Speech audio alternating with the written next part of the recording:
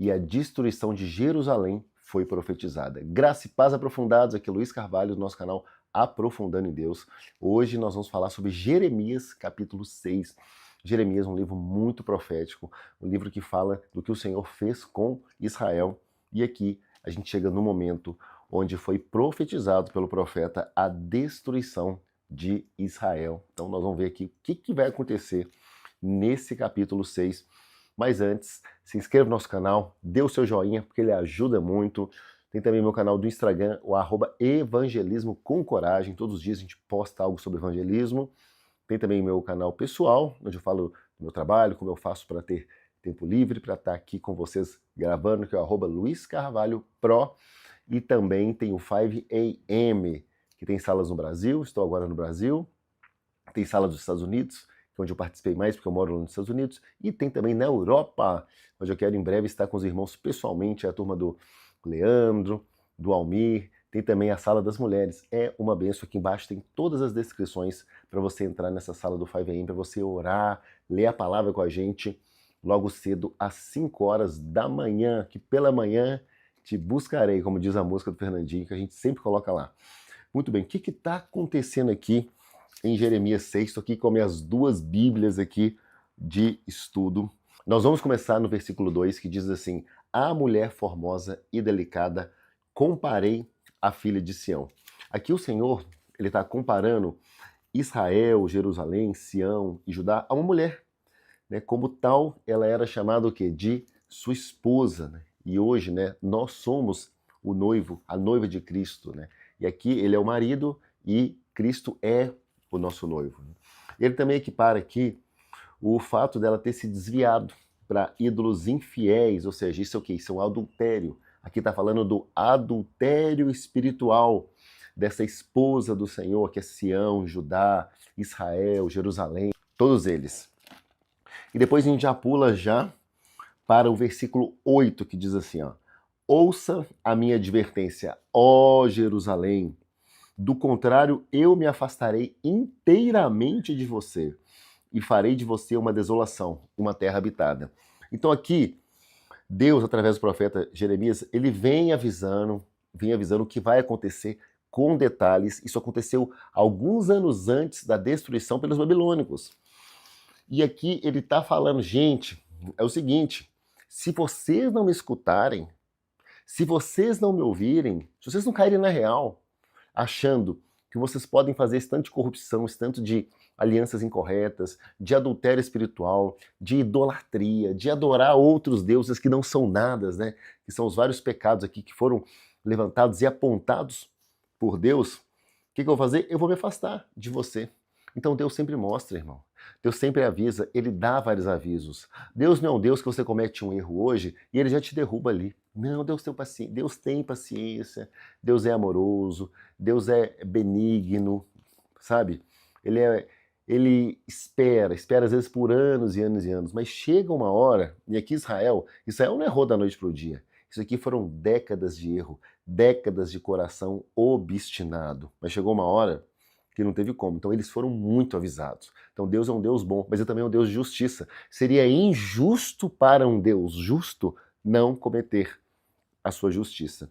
E aí no versículo 10, que eu separei também, é bem interessante, diz assim, ó: a quem posso eu falar ou advertir? Quem me escutará? Os ouvidos deles são obstinados e eles não podem ouvir. A palavra do Senhor é para eles desprezível. Não encontraram nela motivo de prazer. Gente, como pode um povo achar desprezível a palavra do Senhor e preferir a palavra humana?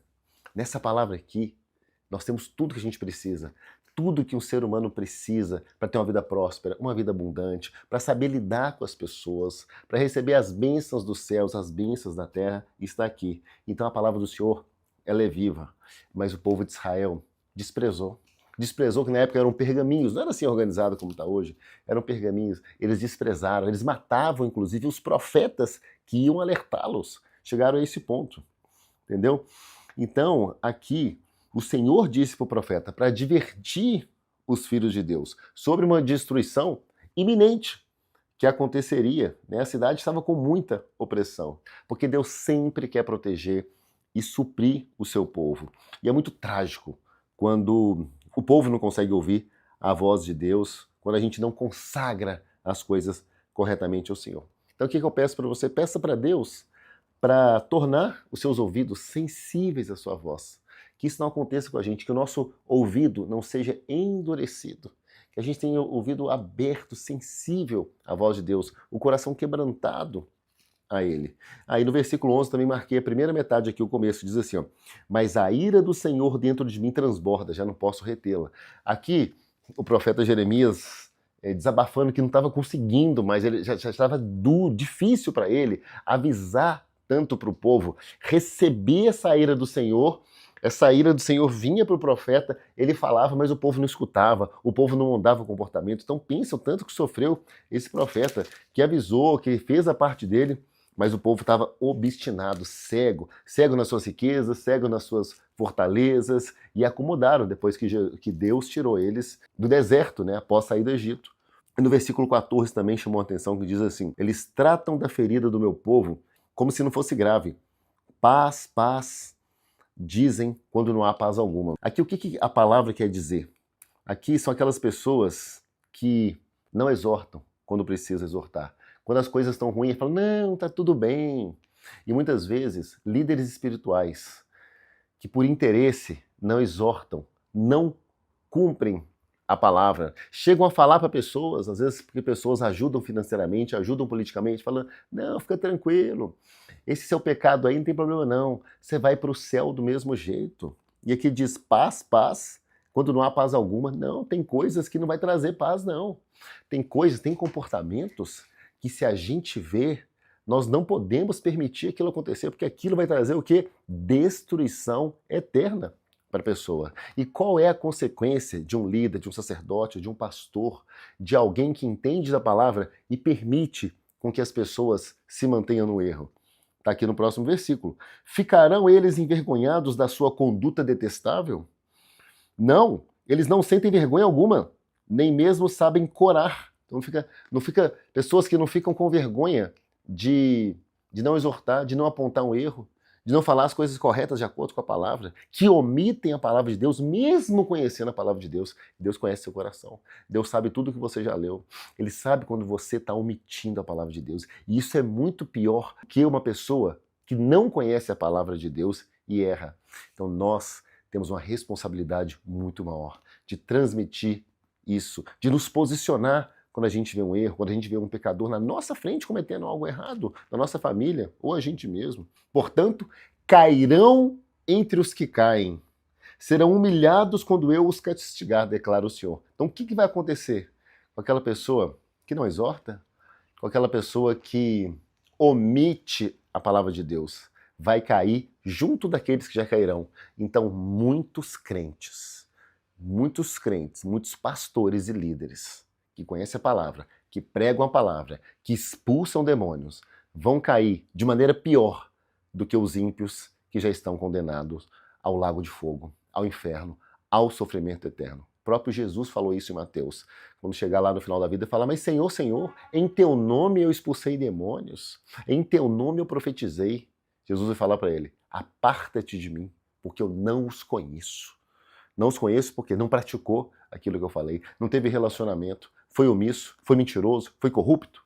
E finalmente o versículo 28 que diz, todos eles são rebeldes, obstinados e propagadores de calúnias. É isso, sabe o resumo disso que eu falei aqui?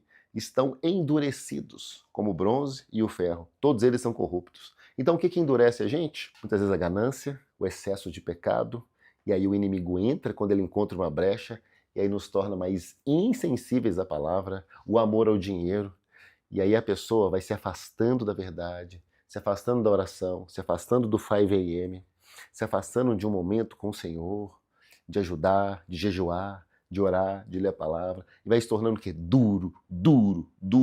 E aqui, ó, são rebeldes e propagadores de calúnias. Além de ser pessoas que vão ser corruptas, vão ser corruptores, o que é pior ainda. Aí se prepara, meu amigo.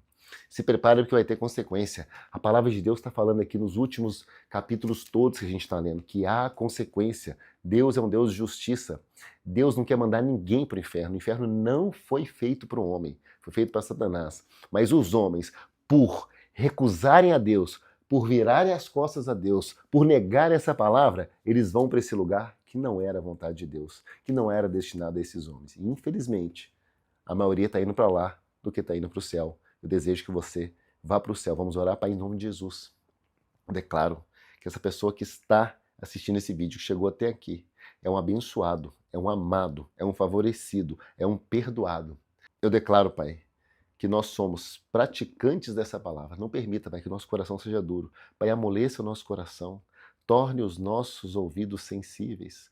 Torne os nossos olhos também sensíveis para ver o que nós precisamos ver. Abra os nossos olhos, Senhor, para a gente enxergar o que precisamos enxergar. Abra os nossos ouvidos, Senhor, para a gente ouvir o que a gente precisa ouvir. Abra o nosso coração, Senhor, para que a gente possa sentir o que a gente precisa sentir, que a gente possa falar o que precisamos falar na hora certa, sem medo do julgamento. É o que nós desejamos em nome de Jesus. Amém. Se fez sentido para você esse vídeo, curta, comente, compartilhe, se inscreva, mande para os grupos das pessoas sobre Jeremias 6, um recado aqui profético do que iria acontecer e realmente, anos depois, aconteceu.